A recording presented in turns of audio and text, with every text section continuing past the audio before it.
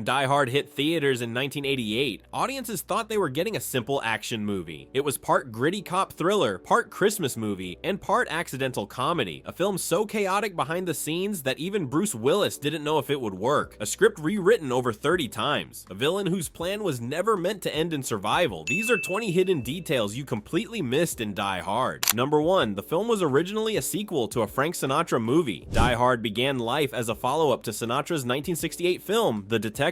The studio was contractually obligated to offer Sinatra the role first, even though he was 73 at the time. Imagine it, old blue eyes, limping through Nakatomi Plaza in a white tank top, trading quips with actor Alan Rickman. The image doesn't hold. Sinatra politely declined, likely after one glance at the script's action sequences, and the project pivoted entirely. What could have been a geriatric action curiosity instead became a blueprint for modern action cinema. The role went to younger, hungrier actors, and the film morphed into something entirely different. But buried in the fine print of Hollywood contracts, Die Hard will always carry the ghost of Frank Sinatra, the man who said no to John McClane. Number 2. The opening plane scene predicts McClane's entire arc. The passenger tells McClane to take off his shoes and make fists with his toes. It seems like a joke, a throwaway bit of flight advice from a friendly stranger, but it becomes the reason McClane spends the whole movie barefoot, bleeding, limping through shattered glass and burning metal. The film hides the central vulnerability right in the first minute, planting the seed of McClane's suffering before the terrorists even arrive. That casual suggestion becomes a curse, a setup so subtle most viewers miss it entirely. Director John McTiernan later said the moment was intentional, a way to foreshadow the pain to come without telegraphing it. The advice sounds comforting, almost therapeutic, but it strips McClane of his most basic protection, and by the time the glass breaks, it's too late to put the shoes back on. Number 3. Bruce Willis's bare feet were a character choice. Being barefoot wasn't just a plot device. It symbolized McClane's vulnerability in a genre obsessed with invincible heroes. Most action stars of the era wore boots, armor, or at least sneakers, but McClane stumbles through Nakatomi in his socks, then nothing at all. It forced him into constant pain, avoiding the typical action hero invincibility that made characters like Rambo or Schwarzenegger feel untouchable. The glass scene hits harder because it's built on this weakness. Every step a gamble, every sprint a small act of torture. Willis later said the barefoot choice made him feel exposed in a way that informed his entire performance. He wasn't a superhero, he was a man in over his head, bleeding from the feet up, and that rawness changed everything. Number 4. The German dialogue was improvised gibberish. Most of the German spoken by Hans's henchmen wasn't actual German. The actors weren't fluent, so they improvised a mashup of German-sounding syllables, half-remembered phrases, and pure phonetic guesswork. Native speakers who saw the film joked that the terrorists seemed to speak a brand new dialect they called Hollywood German. Some lines were real, pulled from phrasebooks or coached by dialect trainers, but much of it was nonsense dressed up in threatening tones. Alan Rickman, who actually spoke fluent German, had to bite his tongue during takes when the other actors mangled the language beyond recognition, later admitting he found their attempts both horrifying and hilarious. And for English-speaking audiences, it worked perfectly. The foreignness added menace, even if the language itself was a fabrication. Number 5. The Nakatomi logo is a hidden tribute. The diamond-shaped emblem is a stylized fusion of Mitsubishi's 3-diamond mark and Sumitomo's geometric crest. The message was clear. This fictional company is meant to represent a powerful, legacy-driven Japanese conglomerate, the kind dominating US real estate in the 1980s. The logo wasn't random set dressing. It was a deliberate nod to the economic anxiety of the era, when Japanese corporations were buying up American landmarks and skyscrapers at record pace. The design team studied actual corporate logos, blending them into something that felt authentic but legally distinct, and it worked so well that some viewers assumed Nakatomi was real, a testament to the film's attention to visual detail. Even the fictional corporations in Die Hard had histories written into their branding. Number 6. The Christmas setting was a psychological device. Director John McTiernan said the holiday environment softened the violence and made the audience root harder for McClane. The decorations, music, and warmth heightened the contrast with the terror unfolding inside Nakatomi Plaza. It's cozy chaos by design, a calculated choice to make the brutality feel even more shocking. Christmas is supposed to be safe, festive, a time for family reunions and sentimental music. Die Hard weaponizes that nostalgia, turning the season's symbols into ironic backdrops for bloodshed bloodshed, the tree in the lobby, the wrapped presents, the let it snow playing over the final credits, they all create emotional dissonance. The holiday setting wasn't just flavor, it was psychological manipulation, making viewers care more because the chaos happened on the one night it shouldn't. Number 7, the film hints that Gruber never intended to survive. The detonators, the fake hostage negotiations, the FBI predictions, all rely on Gruber assuming he'll die or get away clean. He never prepares for a long escape, no backup identities, no safe houses, no contingency if the plan drags out. The villain's plan is structured like a suicide mission disguised as a heist, elegant and terminal. Gruber orchestrates his own death from the beginning, whether by McClane's hand or the FBI's inevitable assault. Alan Rickman later said he played Gruber as a man at peace with his mortality, someone who had already accepted the end before the first hostage was taken. The calm in his voice isn't confidence, it's resignation dressed as control. Number 8, the final shootout is foreshadowed by a single gesture. When McClane meets Hans pretending to be a hostage, he tests him by offering a cigarette. Hans takes it wrong with his right hand uneven, like a man unfamiliar with American habits. McClane clocks his dominant hand in that moment, filing it away for later, and during the final confrontation, he uses that exact clue to predict where Hans will reach during the draw. It's a detective's instinct disguised as casual conversation, a small tell that pays off in the climax. The cigarette scene plays like a quiet character moment, two men talking in a stairwell, but it's actually McClane gathering intelligence. He's not just surviving, he's studying, preparing, building a profile of his enemy one gesture at a time. Number 9, every terrorist has a visual weakness. Theo has headphones, Marco has a cigarette fixation, Tony has slick boots. McClane doesn't overpower them through brute strength. He identifies each weakness before the fight, exploiting distractions, habits, and vulnerabilities. It's the movie showing he's a detective first, fighter second, someone who wins through observation rather than firepower. The script gives each henchman a specific flaw, a visual shorthand that McClane picks up on and uses against them. Theo's headphones mean he can't hear McClane coming. Marco's cigarette leaves him distracted. Tony's boots make him slip on marble. Even Carl's personal vendetta becomes his weakness, making him predictable in ways a professional would never be. These aren't random details, they're deliberate clues planted for McClane to exploit, turning what could be generic action into character-driven strategy. Number 10, Alan Rickman got severely injured during filming. During Hans's dramatic entrance, Alan Rickman caught his foot on a step and tore a muscle in his leg. He refused to stop filming and hid the limp for the rest of the day, pushing through the pain to maintain Gruber's cold, controlled demeanor. That slight stiffness became part of Gruber's physicality, an unintended quirk that made the character feel even more deliberate and measured. Rickman later admitted he could barely walk after that first day, but he didn't want to delay production or break the illusion. The limp forced him to rely more on stillness and vocal precision, transforming what could have been a setback into the foundation of Gruber's unsettling calm. And audiences never knew the difference, because in Die Hard, even the actor's pain became part of the performance. Number 11, McClane's first fight leaves a clue Hans doesn't catch. McClane writes, "Now I have a machine gun, ho ho ho," on the dead terrorist's sweatshirt, but the real clue isn't the message, it's the weight difference. Hans misidentifies who died because McClane isn't big enough to leave that footprint pattern near the body. The evidence is right there, but Hans overlooks it. He's so focused on the taunt, the audacity of the message, that he misses the forensic detail. It's a small storytelling beat that shows McClane thinking like a cop, leaving breadcrumbs even in his kill scenes. The Christmas reference in the message also reinforces the holiday setting while mocking the terrorists' carefully planned operation with seasonal irreverence. And it shows Hans's blind spot. He underestimates his opponent because he can't imagine a barefoot detective outsmarting him. Number 12, the script was rewritten over 30 times. Die Hard didn't have a finished script when production began. It had a constantly mutating one, revised by writers, producers, and even Bruce Willis over 30 different drafts during filming. Entire sequences were written the morning they were shot, with lines handed to actors minutes before cameras rolled. That chaotic, on-the-fly process is exactly why the movie feels so unpredictable. The actors didn't know what was coming next either, creating genuine tension and spontaneity in their performances. Some of the film's most iconic lines were last-minute additions, improvised or rewritten hours before filming. The lack of a locked script could have been a disaster, but instead it created a raw, reactive energy that polished scripts rarely capture. Number 13, the rooftop explosion almost got the film shut down. The massive fireball was so large that emergency calls flooded Los Angeles fire departments from panicked residents who thought a real building was on fire. City officials demanded tighter restrictions on future pyrotechnics, threatening to halt production if the crew caused another public panic. McTiernan later said, "We almost lost the movie to that one shot," admitting the explosion was bigger than anyone anticipated. The blast was visible visible for miles, an orange mushroom cloud rising over the city skyline, spectacular on film but terrifying in real life. The production team had to issue public apologies and reassure the city that Nakatomi Plaza wasn't actually under attack. But the shot stayed in the film, a testament to the risks the crew was willing to take. Number 14, the FBI agents are named after the Outlaw brothers. Agents Johnson and Johnson share names with the infamous outlaw Johnson brothers of the 1930s, reckless criminals known for their overconfidence and spectacular failures. Just like the originals, the FBI Johnsons are doomed by macho bravado, dismissing McClane's warnings and charging into Nakatomi with helicopter gunships blazing. It's a subtle comedic jab at federal overreach and bureaucratic incompetence, wrapped in a historical reference most viewers missed. The writers chose the names deliberately, turning the FBI agents into walking punchlines before they even appear on screen. The joke deepens when the younger Agent Johnson clarifies no relation to his partner, as if the shared surname is pure coincidence, when in reality it's the entire point, and their fate mirrors the outlaws they're named after. Bold, loud, and ultimately ineffective. Number 15, the glass isn't just a gag. Glass breaks constantly throughout the film. Windows, displays, doors, partitions, elevator shafts, even Gruber's glasses in one deleted scene. It represents vulnerability, McClane walking on danger, Gruber's illusion shattering, and Nakatomi's glass tower literally falling apart under the weight of violence. The theme is everywhere once you notice it, woven into nearly every major sequence. The building itself is a glass fortress, gleaming and modern but fragile, a symbol of corporate excess that can't withstand real chaos. Even the final confrontation happens at a shattered window, the literal breaking point where Gruber's carefully constructed plan falls to pieces, along with the glass he's clinging to, and McClane's bloody feet become the physical embodiment of that theme, every step a reminder that nothing is as strong as it looks. Number 16, Theo's hacking scenes use real 1980s programming. His computer interface isn't movie gibberish. The commands are actual DOS-based intrusion scripts, authentic code that real hackers used in the pre-internet era. Tech specialists who reviewed the film praised the accuracy, noting that Theo's methods were surprisingly legitimate for Hollywood. The production team consulted with security experts to ensure the hacking looked real, down to the timing of each command line. It's one of the most realistic pre-internet hacking sequences in cinema. The 7 locks Theo has to break aren't just a narrative device. They represent actual layers of 1980s corporate security architecture, from physical tumblers to electronic encryption protocols that major corporations actually used. And for viewers who understood programming, it added a layer of authenticity that elevated Theo from generic henchman to credible threat. Number 17, the final shot of Hans took over 20 takes. Alan Rickman had to fall backward in slow motion while delivering a look of betrayal, shock, and resignation all at once, a nearly impossible combination of emotions to capture in a single falling moment. He insisted on micro-adjusting his facial expression between every take, refusing to settle for anything less than perfect. By take 20, he nailed the exact combination, a flicker of disbelief followed by acceptance, the moment when Gruber understands his plan died with him. The crew later admitted they would have settled for take 5, but Rickman's perfectionism elevated what could have been a simple stunt into the film's most haunting image. And that's the shot that made the film's poster, Hans Gruber suspended in air, eyes wide, mouth slightly open, falling into the void with the weight of his failure written across his face. Number 18, Hans's watch foreshadows his death. The Rolex Ellis brags about isn't a throwaway prop, it's the same watch Holly wears when Hans hangs from the skyscraper at the end, meaning Ellis accidentally showcased the very object that would kill his quote-unquote friend. The movie tells you hours early what Hans will be clinging to in the final shot, hiding the foreshadowing in a scene about corporate greed and flexing. The watch represents wealth, status, and European sophistication, everything Hans values and everything that ultimately betrays him. When McClane unbuckles it in the climax, the Rolex becomes the instrument of Gruber's death, a fitting end for a villain obsessed with material worth. The detail is so subtle that most viewers never connect the dots, but once you see it, the entire heist feels like destiny. Number 19, the paper falling at the end has a hidden meaning. The fluttering papers symbolize the financial corpse of Nakatomi Corporation, unclaimed bearer bonds now useless and worthless. They're unclaimed because the thieves are dead, the vault is empty, and the bonds themselves are literally falling into the streets like confetti. The building isn't just destroyed physically, its wealth is literally falling apart, scattered to the wind in a visual metaphor for the collapse of greed. McTiernan said the image was meant to evoke ticker tape parades, but in reverse, a celebration of failure instead of triumph. And as the papers drift down over the reunited couple, they become a reminder that the real prize wasn't money, it was survival. Number 20, the studio almost rejected Bruce Willis. Bruce Willis wasn't considered an action star when he was cast. past. He was a comedy actor wearing pastel suits on Moonlighting, known for smirks and wisecracks, not guns and explosions. Fox executives were so uncertain they plastered Bruce Willis posters on buses to test public reaction, only to remove them when test audiences laughed at the idea of him as an action hero. The marketing team panicked, convinced the movie would flop because no one could take Willis seriously, but McTiernan saw something different. Vulnerability, humor, everyman charm, qualities action heroes rarely had. And when Die Hard opened, it shattered expectations, proving that the movie that wouldn't work became an action classic precisely because Willis wasn't a traditional action star. Die Hard wasn't just an action movie, it was a revolution that changed how heroes, villains, and blockbusters were made. A film built on chaos, improvisation, and risks that could have destroyed it. From a 73-year-old Sinatra to barefoot vulnerability, from improvised German to real hacking code, every detail hides another layer of craft. Which hidden detail blew your mind, and what classic film should we break apart next? Because sometimes the best movies aren't the ones that follow the rules, they're the ones that rewrite them entirely.